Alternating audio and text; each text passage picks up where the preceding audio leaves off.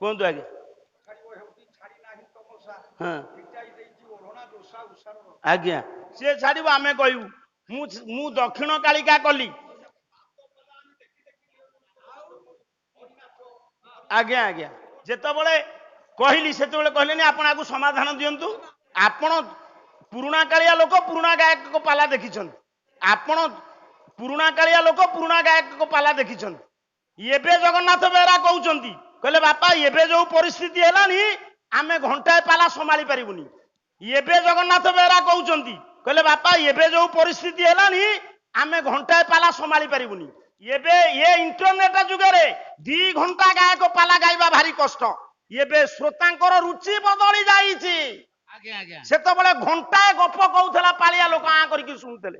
ରୁଚି ସମ୍ପୂର୍ଣ୍ଣ ବଦଳି ଯାଇଛି ଶ୍ରୋତାଙ୍କର।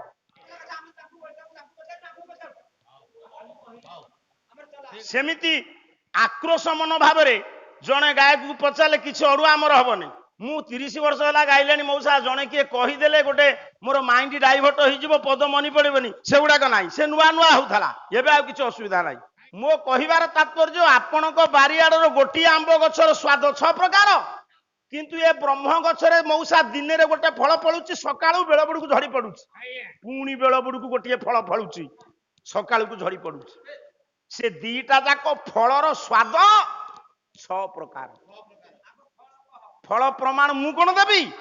ଅଚ୍ୟୁତାନନ୍ଦ ମହାପୁରୁଷ ଗ୍ରୀବାଣ ପ୍ରତିଭା ଅମ୍ଳାନ ପ୍ରତିଭା ଏଫ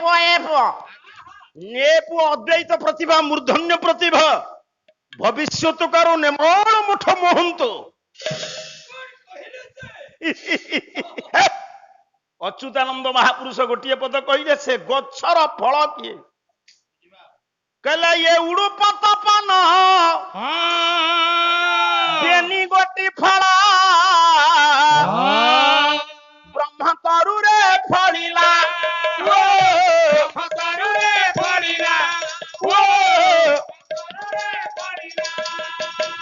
ଷଢ଼ ଋତୁ ଷଢ଼ ସ୍ୱାଦ ବୋଲାଇଣ ଷଢ଼ ଋତୁ ଷଢ଼ ସ୍ୱାଦ ବୋଲାଇଣ ବ୍ରହ୍ମ ବୃକ୍ଷ କାଶିଲା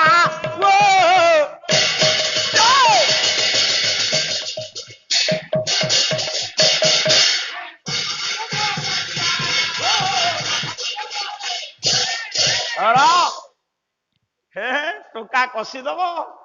ଏଠି ଯେତିକି ଆପଣ ମାନେ ବସିଛନ୍ତି ସାର୍ ମାନେ ଶୁଣନ୍ତୁ। ଅଚ୍ୟୁତାନନ୍ଦ ମହାପୁରୁଷ କହିଲେ ସେ ଗଛରେ ଦିନରେ ଫଳୁଛନ୍ତି ସୂର୍ଯ୍ୟ ଫଳ। କେମିତି କବି ଲେଖିଛି ସନ୍ଧ୍ୟା ବେଳକୁ ସୂର୍ଯ୍ୟ ଫଳ ଝଡିଗଲେ ମୁଣ୍ଡ ଖର୍ଚ୍ଚ କରି କବି ଲେଖିଛି ରାତିକି ଫଳୁଛି ଉଡୁପ। ପିଲାମାନେ ସବୁ ମନେ ରଖ ତୁମେ ମାନେ ଯଦି ଓଡିଆରେ ପିଜି କିଏ କରିବ ଉଡୁପ କହିଲେ ଚନ୍ଦ୍ର।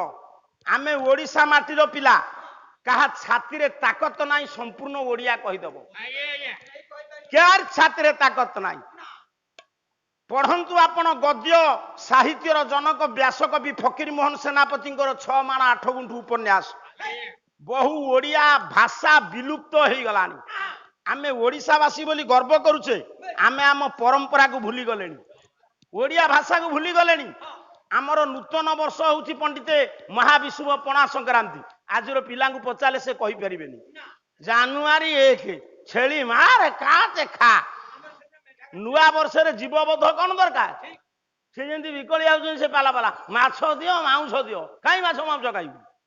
ଏଠି ଯେତିକି ଆପଣ ମାନେ ବସିଛନ୍ତି ସବୁ ଶୁଣନ୍ତୁ। ଉଡୁପ ହେଲେ ଚନ୍ଦ୍ର ରାତିରେ ଫଳ ହଉଛି ଚନ୍ଦ୍ର ଝଡି ପଡିବ। ସୂର୍ଯ୍ୟ ବ୍ରହ୍ମ ଗଛରେ 2ଟା ଫଳ ସୂର୍ଯ୍ୟ ଚନ୍ଦ୍ର। ସେ 2ଟା ଫଳର ସ୍ୱାଦ ହଉଛି 6ଟା ଋତୁ। ଗ୍ରୀଷ୍ମର ସ୍ୱାଦ ଯାହା ଶୀତର ସ୍ୱାଦ ତା। ଶୀତ ଦିନେ ଆପଣ ଏମିତି ବସିବେନି। ବର୍ଷା ଦିନର ସ୍ୱାଦ ଅଲଗା ଗ୍ରୀଷ୍ମ ଦିନର ସ୍ୱାଦ ଅଲଗା ଶୀତ ଦିନର ସ୍ୱାଦ ଅଲଗା। ଇଏ 6 ଋତୁ ହଉଛି 6ଟା ଫଳର 2ଟି ଫଳର ସ୍ୱାଦ। ଋତୁ ହଉଛି 6। ଏଇଟା ବାୟାଟେ କିରେ? ଇରେ ଗ୍ରୀଷ୍ମ ବର୍ଷା ଶରତ ହେମନ୍ତ ଶୀତ ବସନ୍ତ ଇଏ ତ 6ଟା ଋତୁ। ଆଉ ଗୋଟେ କୋଉ ଋତୁ? ହଁ ତୋର ବା ଭୁଲ କଣ? ସେ ତ ପ୍ରେମ ଋତୁ ଆଇଲାରେ ଲେଖା ହେଇଛି ତୁ କହିଲୁ। କିନ୍ତୁ ମନେ ରଖ ପ୍ରେମ ଋତୁ ଯିଏ ଲେଖିଛନ୍ତି ସେ ଓଲୁ ନୁହଁ, ସେ ଲେଖିଛନ୍ତି ପ୍ରେମ ଋତୁ ମାନେ ବସନ୍ତ ଋତୁ। କହିଲୁ ଯେତେ ଋତୁ ଅଛି ସର୍ବଶ୍ରେଷ୍ଠ ଋତୁ କିଏ? ବର୍ଷା ଋତୁ। ଯେତେ ମାସ ଅଛି କୋଉ ମାସ ଶ୍ରେଷ୍ଠ? ମାସାନାଂ ମାର୍ଗଶିରୋଷି ଋତୁ ନାଂ କୁସୁମା।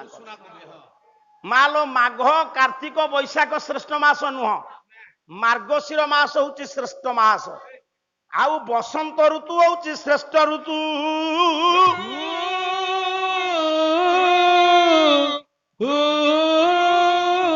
ମନେ ରହିଲା? କୁହନ୍ତୁ ଆଜ୍ଞା।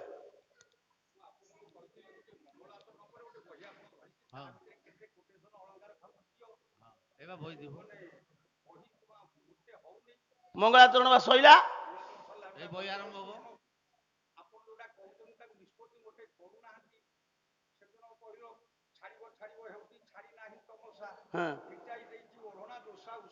ଆଜ୍ଞା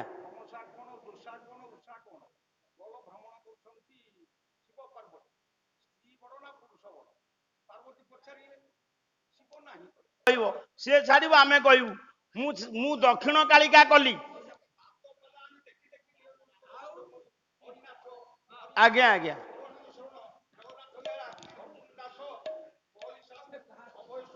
ସବୁ ଶୁଣନ୍ତୁ। ଯେତେବେଳେ କହିଲି ସେତେବେଳେ କହିଲେନି ଆପଣ ଆକୁ ସମାଧାନ ଦିଅନ୍ତୁ। ହଁ ଏଠି ଆପଣ ପୁରୁଣା କାଳିଆ ଲୋକ ପୁରୁଣା ଗାୟକ ପାଲା ଦେଖିଛନ୍ତି। ଏବେ ଜଗନ୍ନାଥ ବେହେରା କହୁଛନ୍ତି, କହିଲେ ବାପା ଏବେ ଯୋଉ ପରିସ୍ଥିତି ହେଲାଣି ଆମେ ଘଣ୍ଟାଏ ପାଲା ସମ୍ଭାଳି ପାରିବୁନି। ଏବେ ଏ ଇଣ୍ଟରନେଟ ଯୁଗରେ 2 ଘଣ୍ଟା ଗାୟକ ପାଲା ଗାଇବା ଭାରି କଷ୍ଟ। ଏବେ ଶ୍ରୋତାଙ୍କର ରୁଚି ବଦଳି ଯାଇଛି।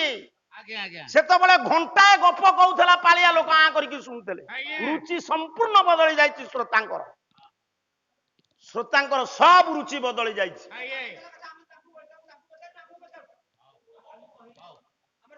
କହୁଛି ରୂପରେଖ ନାହିଁ ତାର ମୀମାଂସା ମୁଁ ଆପଣଙ୍କୁ ଦଉଛି। ସେମିତି ଆକ୍ରୋଶ ମନୋଭାବରେ ଜଣେ ଗାୟକକୁ ପଚାରିଲେ କିଛି ଅଡୁଆ ଆମର ହବନି। ହେ ମୋର ଜ୍ଞାନୀନ୍ଦ୍ର ପୁଙ୍ଗବ, ଏଠି ମୁଁ 30 ବର୍ଷ ହେଲା ଗାଇଲେଣି ମଉସା, ଜଣେ କିଏ କହିଦେଲେ ଗୋଟେ ମୋର ମାଇଣ୍ଡ ଡାଇଭର୍ଟ ହେଇଯିବ, ପଦ ମନେ ପଡିବନି, ସେଗୁଡାକ ନାହିଁ। ସେ ନୂଆ ନୂଆ ହଉଥିଲା, ଏବେ ଆଉ କିଛି ଅସୁବିଧା ନାହିଁ। ମୁଁ ସେଇ ବ୍ରହ୍ମ ଉପରେ କହୁଛି। ବ୍ରହ୍ମ କଣ? କାହାକୁ ବ୍ରହ୍ମ କୁହାଯିବ? ବ୍ରହ୍ମ ଦୃଶ୍ୟ ନା ଅଦୃଶ୍ୟ? ଯଦି ବ୍ରହ୍ମ ଦୃଶ୍ୟ ତାହେଲେ ସେ କାହିଁକି ଦେଖାଯାଉନି? ସେ କହିଲେ ରୂପରେଖ ନାହିଁ ହେ ଶୂନ୍ୟ ଦେହି ଅଛ। ଇଏ ତ ଶୂନ୍ୟ ଦେହି ଉଦୟ କେମିତି ହେଲା? ତାଙ୍କର ପାଦ ପାଣି ନାହିଁ, ପେଟ ନାହିଁ, ପିଠି ନାହିଁ, ଅଣ୍ଟା ନାହିଁ। ସେଇ ଭୀମ ଭୋଇ କେମିତି ପାଦ ପଦ୍ମକୁ ବନ୍ଦନା କଲେ? ନା ଭଗବାନଙ୍କର କିଛି ରୂପ ନାହିଁ, ଆତ୍ମାର ରୂପ ନାହିଁ। ଭଗବାନ ଭକ୍ତ ପାଇଁ ରୂପ ନିଅନ୍ତି। ସେଦିନ ପ୍ରହ୍ଲାଦ ଯୋଉ ପୂଜା କରିଥିଲା ଏଇ ହିରଣ୍ୟକଶିପୁକୁ ମାରିବା ପାଇଁ ଯୋଉ ନୃସିଂହ ବାହାରିଲେ, କୋଉ ଧୂପକାଠି ଲଗେଇଥିଲା? କୋଉ ଭୋଗ ଦେଇଥିଲା? କୋଉ ଦୀପ ଜାଳିଥିଲା? ପ୍ରଭୁ ବାହାରିଲେ। ଆମେ ପୂଜା କରି କରି ଥକିଲଣୁ, କାହିଁ ତ ଠାକୁର ବାହାରୁ ନାହାନ୍ତି। ନା ଆମ ଭିତରେ ସେଇ କଥା ନାହିଁ। ବଜାରରେ ଯୋଉ ଜିନିଷ ମିଳୁଛି ତାକୁ ଆଣିଦେଲେ ଠାକୁର ଶୁଣିବନି। କହିଲା ମୋରି ଦୟାରୁ ଫଳ ଫଳିଛି, ମୋରି ଦୟାରୁ ଗଛରେ ଫୁଲ ଫୁଟିଛି, ମୋରି ଦୟାରୁ ମୋରି ଅଙ୍ଗୁଳିରୁ ବ୍ରହ୍ମ ସଲିଳ ନିର୍ଗତ ହେଇଛି। ତୁମେ ଗଙ୍ଗା ପାଣିରେ ପୂଜିବ, ଗଙ୍ଗା ପାଣି ମୋରି ଆଙ୍ଗୁଳିରୁ ବାହାରିଛି। କୋଉଥିରେ ପୂଜିବ? ଆପଣଙ୍କ ଭିତରେ ଯୋଉଟା ଅଛି ତାକୁ ଦବ କି? ଠାକୁର ଅରୂପରୁ ରୂପବାନ ହେବେ, ନିର୍ବିକଳ୍ପରୁ ସବିକଳ୍ପ ହେବେ। କହିଲା ଅଗୁଣ ରୂପ ଯଜ ହୋଇ,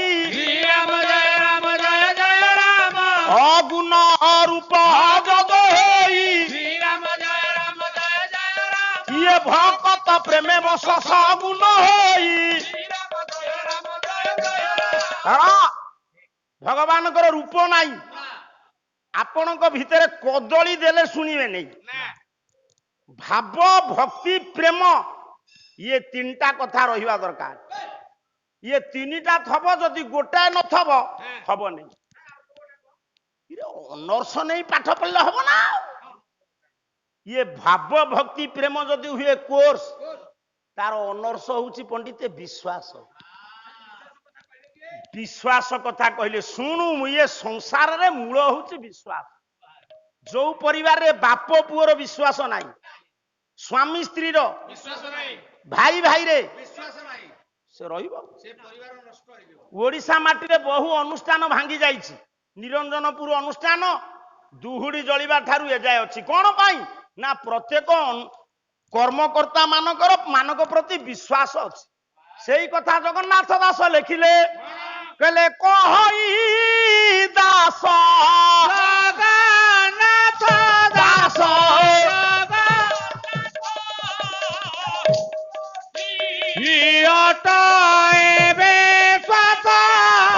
कहई दास मु जानिकिरी बोलुची र कहई जगन्नाथ दास मूलटी अटई। विश्वास जार जहाँ नहीं नाई आमे जदि कहिबा ये मूर्ति सरीगला। विश्वास दरकार। सेइथि पई भगवान कहिसंती मोर रूप रेख किछि नाही। आपण माने जदि गोटे पत्थर शिला उपरे सिंदूर देइकी चुआ देइकी ग्राम देवती बोली विश्वास करिवे तार भितर ठाकुर आसीबे। कहला जे जथामं प्रपद्यम ते तां स्तस्तैमं भजाम्य मम वर्तमानते मनुष्य तो पार्थ सर्व। जिए मते जे रूप रे चिंता करिछि मु दर्शन देछि। आम कथा काई ठाकुर सुनंतिनी ना माँ काली रख, काली सजबाज ही बाहला बेलू दुर्गा रख। काली तार चुप ही बसी पड़ा। दुर्गा बाहला बेलू गणेश रख, गणेश बसिले। आम मानकर स्थिर नाही, काहा ऊपर विश्वास नाही। तेणु जगन्नाथ दासंकर से भागवत रे लुण पकई थिले किए मनेई साहू कहले कहई मूलटी मूल हूँ विश्वास। जो मुक्ति मंडपर पंडित माने तेली भागवत कही निंदा करुथिले सेई मुक्ति मंडपर पंडित माने स्वीकार कले।